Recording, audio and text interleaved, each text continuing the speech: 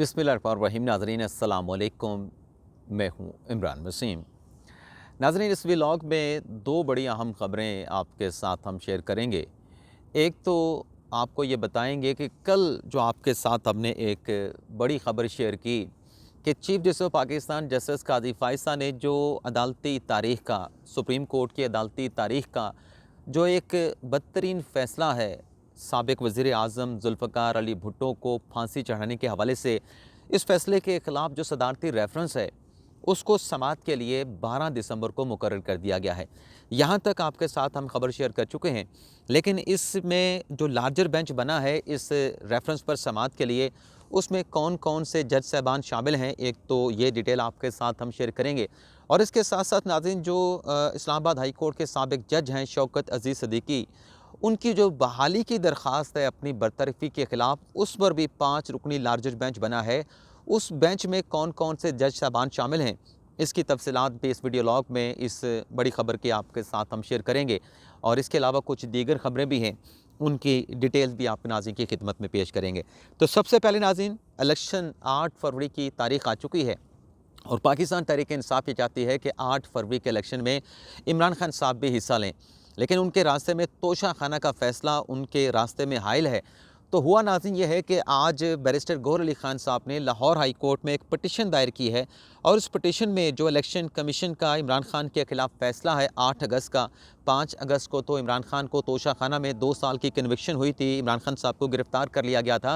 लेकिन 3 दिन के बाद इलेक्शन कमीशन ने एक नोटिफिकेशन जारी करके ये डिक्लेयर किया था कि जज हुमायूं दिलावर के फ़ैसले के बाद जो इमरान खान साहब हैं वो वो 5 साल के लिए इलेक्शन जो है वो नहीं लड़ सकते।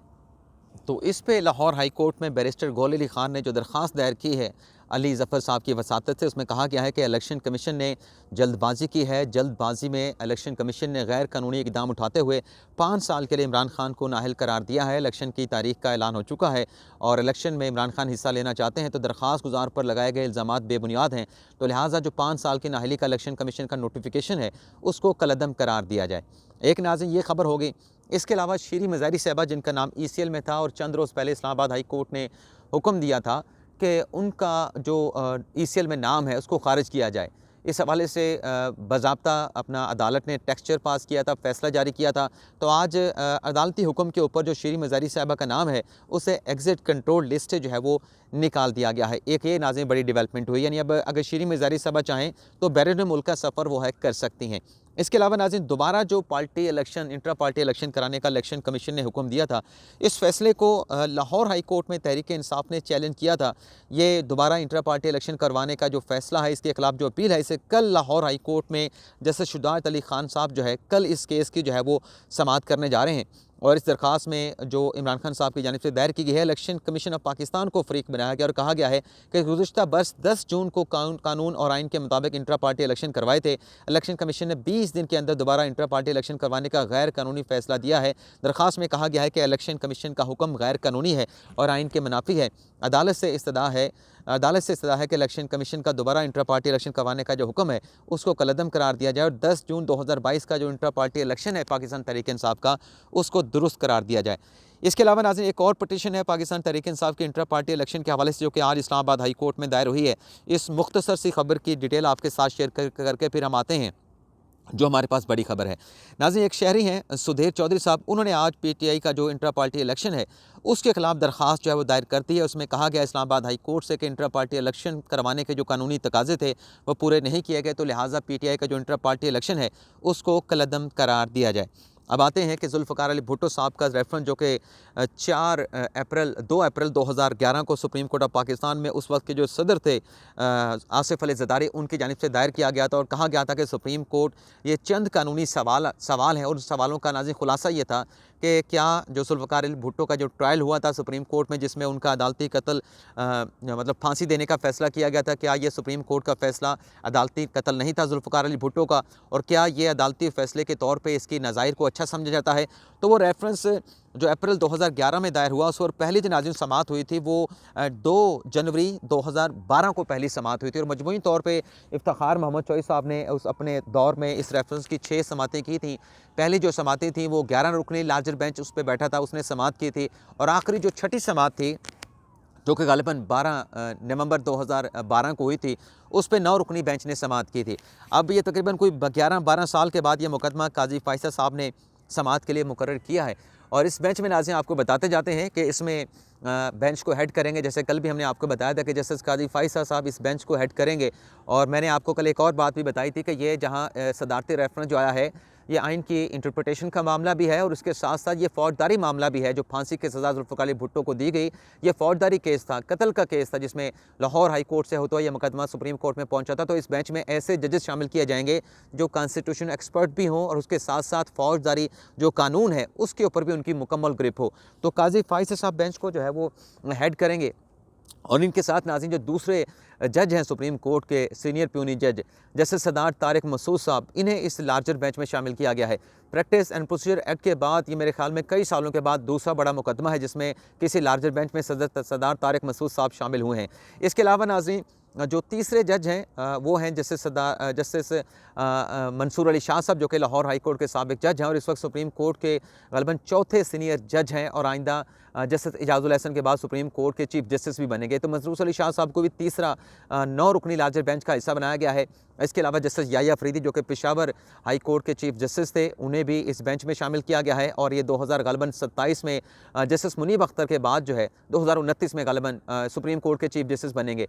इसके अलावा जस्टिस अमीनुद्दीन खान को नाज़रीन चीफ जस्टिस काजी फ़ैसल की जानिब से इस बेंच में जो है वो शामिल किया गया है। Justice Jamal Khan Bandukhel Balochistan high court के चीफ जस्टिस थे, इनको शामिल किया गया है। जस्टिस मोहम्मद अली मज़हर, जो कि सिंध हाई कोर्ट के जूनियर जज थे लेकिन अहलियत की बिना पे इन्हें सुप्रीम कोर्ट में बंदियाल साहब ने एलिवेट किया था, तो जस्टिस मोहम्मद अली मज़हर को भी बेंच में शामिल किया गया है।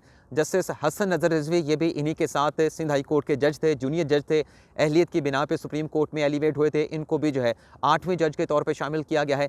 इसके अलावा जस्टिस मुसर्रत हिलाली साहबा, ये 9वीं जज हैं इस 9 रुकनी लार्जर बेंच के, जिन्हें इस बेंच में शामिल किया गया है। जो ज़ुल्फ़िकार अली भुट्टो का जो सदारती रेफरेंस है आसिफ अली ज़रदारी का, इस केस की जो है वो 12 दिसंबर की समाअत जो है वो मुकर्रर की गई है। तो ये एक बड़ी डेवलपमेंट है। इसके अलावा नाज़रीन जो शौकत अज़ीज़ सिद्दीकी साहब, जिन्हें ग़ालिबन अक्टूबर 2018 में जो है वो बरतरफ़ कर दिया गया था, सुप्रीम जुडिशल कौंसिल ने इजलास करके उनके खिलाफ फाइंडिंग भिजवाई थी, सिफारशात सदर मुमलिकत आरिफ अलवी साहब को कि ये हाई कोर्ट के जज रहने के अहल नहीं। और इनकी वो तकरीर थी जो उन्होंने रावलपिंडी बार में की थी और उसमें कुछ उन्होंने रेवलेशन की थी कि जनरल फैज़ हमीद उनके पास आए और नवाज़ शरीफ, मरीम नवाज़ के जो केसेस हैं उस पर अपनी मर्ज़ी का फ़ैसला लेना चाहते थे। लेकिन जब मैंने इनकार किया तो मुझे कहा गया कि इस तरह से तो हमारी 2 साल की मेहनत ज़ाया हो जाएगी। तो उसके ऊपर फिर वो रेफरेंस शुरू हुआ था और उसमें शौकत सिद्दीकी को जो है हाई कोर्ट के जज की हैसियत से फ़ारिग कर दिया गया था, बरतरफ़ कर दिया गया था। उनके खिलाफ उन्होंने इस फैसले के खिलाफ, कौंसिल के इस फैसले के खिलाफ जस्टिस शौकत अज़ीज़ सिद्दीकी ने 2018 में ही अपनी बरतरफ़ी के खिलाफ फैसले पर बहाली मांगी थी सुप्रीम कोर्ट से। आर्टिकल 184(3) की ये दरख्वास्त थी। तो इसे भी अब 14 दिसंबर को समाअत के लिए मुकर्रर किया गया है। इस बेंच में जस्टिस काजी फ़ाइज़ शामिल हैं, जस्टिस अमीनुद्दीन खान को मतलब फ़ौजदारी केसेस को देखते हैं, इनको भी शामिल किया गया है। जस्टिस जमाल खान बंदूखेल, इनके भी जो अपना फ़ौजदारी जो मामलात हैं उन पर बड़ी इनकी ग्रिप है।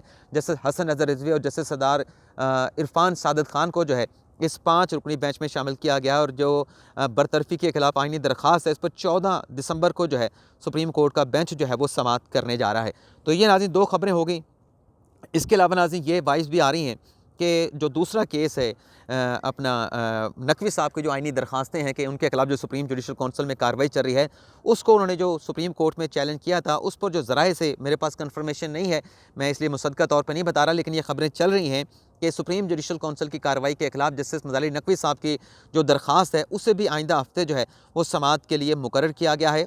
कॉन्स्टिट्यूशन पटिशन है, ओपन कोर्ट में ज़री सी बात है कि इसकी हेयरिंग होगी और 3 रुकनी प्रैक्टिस एंड प्रोसीजर कमेटी ने इस दरख्वास्त को समाअत के लिए मुकर्रर करने की मंजूरी दे दी है। और जस्टिस मज़ार अली नकवी साहब ने सुप्रीम जुडिशल कौंसिल की कार्रवाई को सुप्रीम कोर्ट में चैलेंज किया था। इसके साथ साथ नाज़रीन ये तो हो गया नकवी साहब का, लेकिन आज नकवी साहब ने एक और लेटर जो है वो लिखा है आइनी दरख्वास्तों की फिक्सेशन के हवाले से।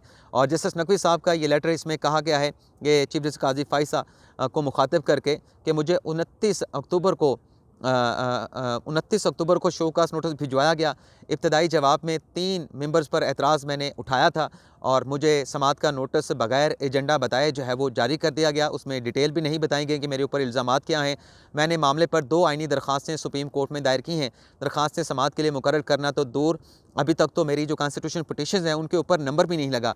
दरख्वास्तें समाअत के लिए मुकर्रर ना करना कानून की खिलाफ वर्जी है। रजिस्ट्रार के पास यह अख्तियार नहीं कि कि वो काबिल समात होने का मामला देखे, वो एतराज़ात नहीं लगा सकता। रजिस्ट्रार के पास ऐसा कोई अख्तियार नहीं। दरख्वास्त से समात के लिए मुकर्रर ना होना मेरे बुनियादी और आइनी हकूक़ की खिलाफ वर्जी है। रजिस्ट्रार को ये अख्तियार नहीं कि नोटिस में पूछे कि मुकदमे की पैरवी करना है या मुकदमे की पैरवी नहीं करना चाहते। रजिस्ट्रार के नोटिस की कोई आइनी व कानूनी हैसियत नहीं थी। आइनी दरख्वास्तों को जल्द समात के लिए मुकर्रर किया जाए, तो ये नकवी साहब ने लेटर लिखा था। इसके अलावा नाज़रीन एक और छोटी सी खबर है, वो भी आपके साथ शेयर कर लें मुझे। हाँ, ये जो पीटीआई के इंटर पार्टी इलेक्शन का जो मामला है, जिसमें एक तो इलेक्शन कमीशन ने को जो फैसला दिया था कि आप दोबारा से इंटर पार्टी इलेक्शन कराएं, उस पर तो लाहौर हाई कोर्ट ने मुकदमा समात के लिए मुकर्रर किया, लेकिन जो इस्लामाबाद हाई कोर्ट में एक शहरी ने आज पीटीआई के इंटर पार्टी इलेक्शन को चैलेंज किया है। इसी नोयत की मुख्तलिफ दरख्वास्तें जो अकबर एस बाबर ने इलेक्शन कमीशन में दायर की थी, गालिबन 9 पीटीआई के साबिक मेंबरान हैं जिन्होंने इलेक्शन कमीशन में इंटर पार्टी इलेक्शन को अपनी दरख्वास्तों के ज़रिए चैलेंज किया था। गालिबन वो मामले भी आइंदा हफ्ते इलेक्शन कमीशन ऑफ पाकिस्तान ने उसको समात के लिए मुकर्रर कर लिया है। तो ये नाज़रीन हमारा वीलॉग, और जब मैं ये वीलॉग रिकॉर्ड करने बैठा था, बिल्कुल ऑनेस्टली ये ख़बरें मेरे पास थी, लेकिन अभी जब मैं ये साथ साथ मोबाइल देख रहा था तो कुछ दोस्तों के पास भी ये जो बेंच तश्कील हुए हैं जुल्फ़िकार भुट्टो रेफरेंस के हवाले से, शौकत अज़ीज़ सिद्दीकी के हवाले से, ये ख़बरें मेरे ख्याल में पब्लिक हो चुकी हैं। लेकिन हम जब ये वीलॉग रिकॉर्ड करने का इंटेंट बना के बैठे थे, ये वीडियो रिकॉर्ड करने बैठे थे, तो हमारी ये एक्सक्लूसिव खबर थी, अभी भी हमारी एक्सक्लूसिव खबर है। तो उम्मीद करते हैं कि आपको वीडियो पसंद आई होगी, आपकी सपोर्ट की ज़रूरत रहेगी। तो वीडियो को लाइक भी करें, शेयर भी करें, और जिन लोग दोस्तों ने अभी तक चैनल को सब्सक्राइब नहीं किया वो चैनल को सब्सक्राइब भी करें। इजाज़त चाहते हैं नाज़रीन, अल्लाह हाफ़िज़।